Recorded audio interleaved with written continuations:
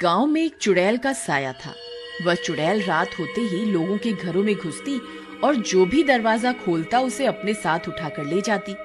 अरे मर गया रे, कोई तो मुझे बचाओ, कोई तो मुझे इस चुड़ैल से बचाओ, ये मुझे ले जाकर खा जाएगी। अगले दिन, ए विमला, जल्दी से ये सारे बर्तन धो ले, अंधेरा होने वाला है। अगर रात हो गई तो चुड़ैल यहाँ आ जाएगी। जी माँ जी, मैं रात होने से पहले सारा काम खत्म कर लूंगी। फिर इतना बोलकर विमला की सास घर के अंदर चली जाती है। सुनो जी, तुम्हें पता चला कल कल्लू को चुड़ैल उठाकर ले गई। हाँ, मुझे सुबह ही पता चला। गांव वालों ने उसे बोला था कि अपने घर के आगे चुड़ैल कल आना लिखवा ले, लेकिन वो कहता था कि मैं इन चीजों में विश्वास नहीं रखता और मैं किसी चुड़ैल से नहीं डरता। और अब देखो, उठा के ले गई ना चुड़ैल उसको। आप सही बोल रहे हो जी, भगवान का लाख शुक्र है, हमने तो अपने घर के आगे चुड़ैल कल आना लिखा हुआ है। तभी उसका बेटा घर आता है। हाँ माँ, लेकिन विमला घर के बाहर ही काम कर रही है, उसे भी घर के अंदर बुला लो, अंधेरा होने वाला है, कहीं चुड़ैल ना आ जाए। क्यों रे राजेश, तुझे बड़ी फिक्र हो रही अपनी बीवी की।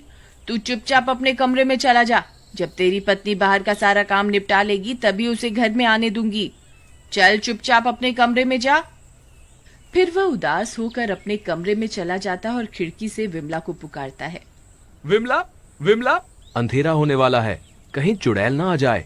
लेकिन मेरा काम अभी खत्म नहीं हुआ, अगर मैं काम अधूरा छोड़ के आऊंगी तो माँ जी को अच्छा नहीं लगेगा। मैं यहाँ नहीं रहना चाहिए, कहीं चुड़ैल ना आ जाए। फिर विमला घर के अंदर जाने लगती है। अरे बहू रानी, अंदर कहाँ घुसी आ रही हो? अभी तो इतने सारे बर्तन पड़े हैं, वो कौन साफ करेगा? माँ जी, मैं कल सुबह जल्दी उठकर सारा काम निपटा दूंगी, लेकिन अभी रात हो गई है, मुझे घर के अंदर आने दो, वरना चुड़ैल मुझे उठाकर ले जाएगी। ठीक है, तुझे एक ही शर्त पे घर के अंदर आने दूंगी। मुझे सोने के कंगन पहनने का बहुत शौक है, तू अपनी माँ को बोल के मुझे सोने के कंगन बनवा दे। नहीं नहीं माँ जी, ये आप क्या कह रही हैं? मेरे माँ बाप ने लोगों से कर्जा लेकर तो मेरी शादी की है, वह आपकी ये मांग कैसे पूरी कर पाएंगे? आप मुझसे जितना चाहे काम करवा लो, मैं उफ तक नहीं करूंगी, लेकिन मेरे माँ बाप से कुछ मत मांगिए। मुझे तो पहले ही पता था तेरे माँ बाप के बस की कुछ नहीं है, उन्होंने अपनी बेटी के लिए किया ही क्या है आज तक। इतना बोलकर विमला की सास गुस्से में अपने कमरे में चली जाती है। बेटा, अपनी लालची पत्नी की तरफ से मैं तुमसे माफी मांगता हूं, उसे माफ कर दो। नहीं नहीं पिताजी, आप माफी मत मांगिए, इसमें आपका कोई कसूर नहीं है। इतना बोलकर विमला अपने कमरे में चली जाती है। इस लालची औरत ने तो आज हद ही पार कर दी, ऐसी पत्नी होने से अच्छा तो न ही हो। फिर वह बाहर जाता है और दरवाजे पे लिखा होता है, चुड़ैल कल आना। वह उसे काट कर चुड़ैल आ जाना लिख देता है और जल्दी से घर के अंदर चला जाता है और अलमारी के पीछे छुप जाता है। फिर अंधेरा होने पर चुड़ैल अपने शिकार पर निकलती है।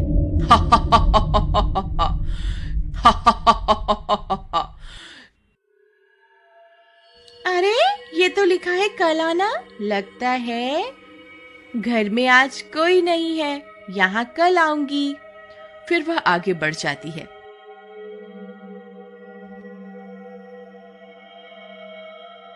अरे यहाँ तो लिखा है आ जाना।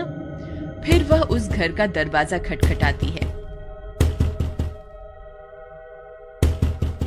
अरे लगता है चुड़ैल आ गई। अरे मर गए रे, ये तो सच में आ गई। कहीं दरवाजा खोलने विमला ना आ जाए। अरे इतनी रात गए कौन आ गया? कहीं खेत में काम करने वाला बिरजू किराया देने तो नहीं आया? तभी वह दरवाजा खोलने जाती है। अरे बिरजू रुक जा, आ रही हूं। आज तो मजा आ गया, रात को भी लक्ष्मी के दर्शन हो जाएंगे। फिर जैसे ही वह दरवाजा खोलती है वह हक्की बक्की रह जाती है। अरे मर गए रे, ये तो चुड़ैल है। हे भगवान मुझे बचाओ। अरे सुनते हो, कहाँ हो? देखो चुड़ैल हमारे घर आ गई। अरे विमला कहाँ है तू? जल्दी बाहर आ। तभी चुड़ैल अपनी डरावनी हंसी हंसती है।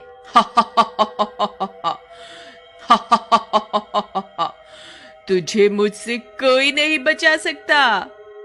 इतना बोलकर वह उसे उठाती है और आसमां में उड़ जाती है।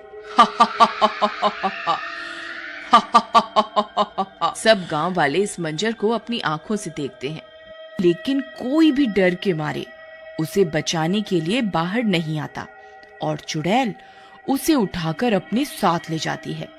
शुक्र है भगवान का, इस लालची औरत से जान तो छूटी। तभी विमला बाहर आती है। अरे पिताजी, ये कैसी आवाज थी और माँ जी कहाँ हैं? उस लालची औरत को तो चुड़ैल उठाकर ले गई। आज से तुम्हारी सारी परेशानियों का अंत। लेकिन पिताजी, हमने तो घर के बाहर चुड़ैल कल आना लिखा हुआ था, तो फिर चुड़ैल हमारे घर कैसे आ गई? अरे ये क्या, किसी ने इसे काटकर चुड़ैल आज आना लिख दिया। ये किसने किया? ये जरूर किसी गांव वाले की शरारत है। मैं अभी पता लगाता हूं। ठहरो बेटा, तुम्हें कहीं जाने की जरूरत नहीं है। ये मैंने ही किया है। इस लालची औरत को सजा मिलनी चाहिए थी। नहीं पिताजी, ये आपने ठीक नहीं किया। आपको ऐसा नहीं करना चाहिए था।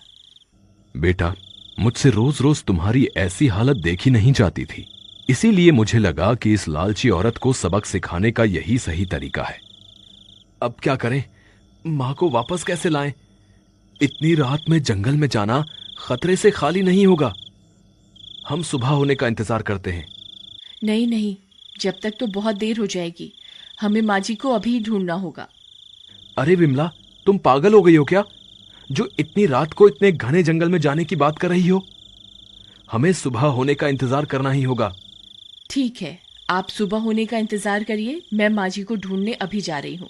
इतना बोलकर विमला अकेले ही हाथ में मशाल लिए इतने घने जंगल में घुस जाती है।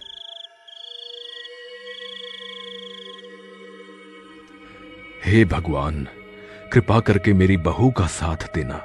वहीं विमला जंगल में चुड़ैल की तलाश करती रहती है। तभी उसे डरावनी आवाजें सुनाई देती हैं। विमला बहुत डर जाती है। तभी उसे डरावनी हंसी सुनाई देती है।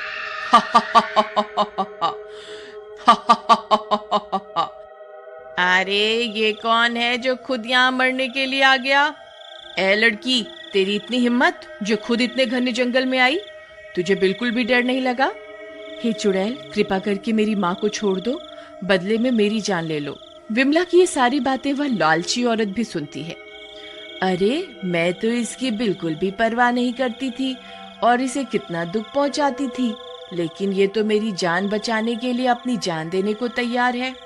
अच्छा ऐसी बात है, ठीक है, मैं इसे आजाद कर देती हूँ, लेकिन बदले में तुझे अपने खून से मेरी प्यास बुझानी होगी। ठीक है, मैं तैयार हूँ, बस आप माँ जी को यहाँ से जाने दो। नहीं नहीं विमला, मुझ जैसी लालची औरत के लिए तुम अपनी जान मत दो, मैं इस सील के लायक हूँ। नहीं नहीं माँ जी, आप ये क्या कह रही हैं? जल्दी फैसला करो, कौन मेरी प्यास बुझाएगा। तभी राजेश अपने साथ गांव वालों को लेकर वहां पहुंच जाता है। अरे ये क्या, ये सब लोग कहां से आ गए? लगता है मुझे यहाँ से भागना ही पड़ेगा। अरे भागो रे भागो, अपनी जान बचाकर भागो। गांव वालों, मैं वापस लौटकर जरूर आऊंगी, मैं किसी को नहीं छोड़ूंगी। विमला, हम सब तुम्हारी बहादुरी देखकर दंग रह गए। तुमने जो आज किया है, ऐसा करने की हिम्मत किसी में नहीं थी। भगवान सबको तुम्हारी जैसी बहू दे। देख लालची औरत, तू इसे कितने दुख देती है और आज इसी ने तेरी जान बचाई है। बहू मुझे माफ कर दे, मैंने तुझे बहुत दुख दिए हैं। कोई बात नहीं माँ जी, आपको माफी मांगने की कोई जरूरत नहीं है। मॉरल, एक बात याद रखिए, बहू भी किसी की बेटी है।